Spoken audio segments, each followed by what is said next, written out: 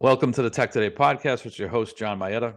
Today at Tech Today, one of the articles we published was around generative AI, and we focused on the economics of the Gen AI space. And the way we characterize it is that today, and this will probably be the case, certainly for the near term, probably for the intermediate term as well, but the economics are primarily accruing to companies at the infrastructure layer. And by infrastructure, I mean companies building the AI chips like NVIDIA. And now, of course, the large platform companies like Google and AWS are building their own AI chips as well. In addition to the chip manufacturers, you have the companies building the large language model. So OpenAI, Google, Anthropic, Microsoft, of course, leverages OpenAI's LLMs. So it's the companies building the bricks, the Gen AI bricks, that are capturing most of the revenue at the moment.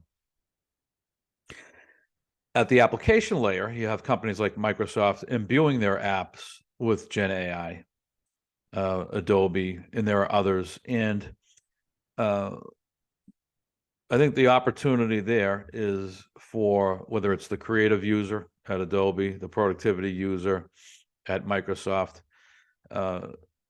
these Gen AI tools will increase productivity. That's for sure. You've heard use cases at law firms. So running queries where the Gen AI tool can leverage its NLP capabilities and quickly sift through text.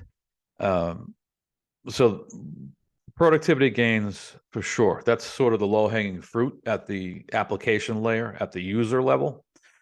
And that's a current revenue opportunity. That's a current user ROI opportunity.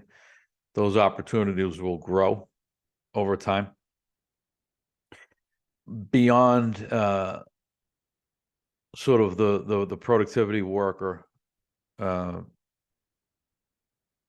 think the issue that companies are going to have, and I've written about this since 2018, not even so much with Gen AI, but just artificial intelligence in general.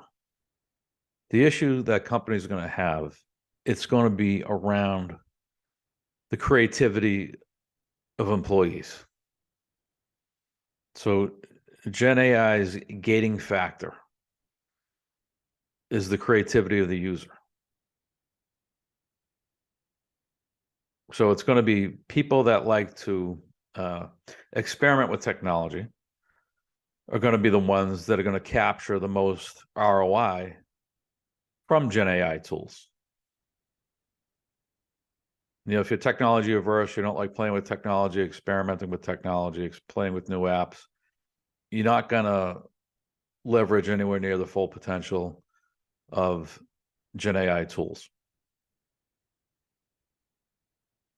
So that's going to be a gating factor for sure.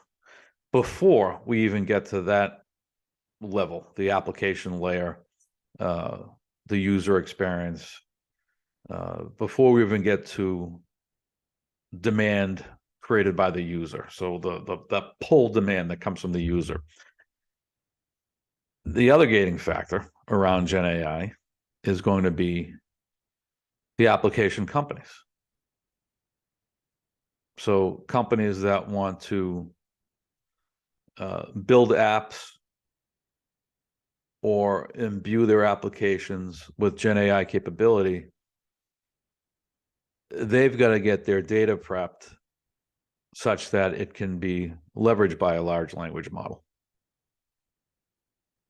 So the way I see Gen AI rolling out in the future is that most companies are going to leverage LLMs built by OpenAI, Google, AWS, Oracle, even Meta is got sort of an open source LLM.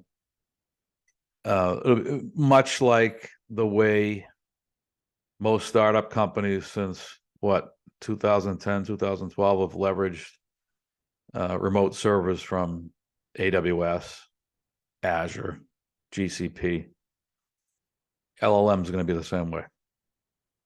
They're awfully expensive to build. I know there are a number of companies building their own and that have built their own. But the LLM space is one best left to companies that are extremely well capitalized, because as they evolve, they get increasingly expensive to build. So there are going to be a handful of LLM giants that build the LLMs, and then companies will layer on their own applications that leverage their own industry expertise, institutional knowledge, domain experience on top of the LLM. And in order to leverage the LLM, companies, as I said a moment ago, need to get data ready. So they need to understand, do they have people on staff who know their data, their proprietary data, inside and out?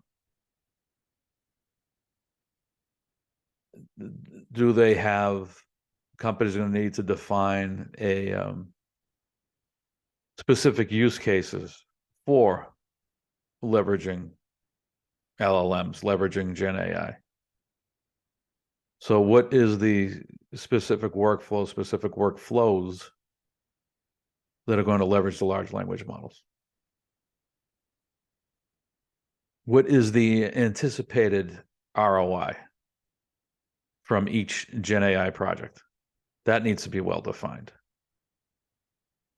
Who's going to be accountable for capturing the data, cleansing the data, storing the data, training the LLMs, capturing the output, testing the output, validating the output, measuring the ROI on that investment, the ROIC. So you've got to get the organization ready before you tackle an LLM project. So this is going to evolve over time, much like predictive analytics and AI have evolved over time, machine learning, all the different permutations, deep learning, natural language processing. But for the near to intermediate term, for sure, I think you're going to continue to see most of the economics around generative AI be captured by the companies that are building the bricks, the infrastructure companies, the chip companies, the LLM companies.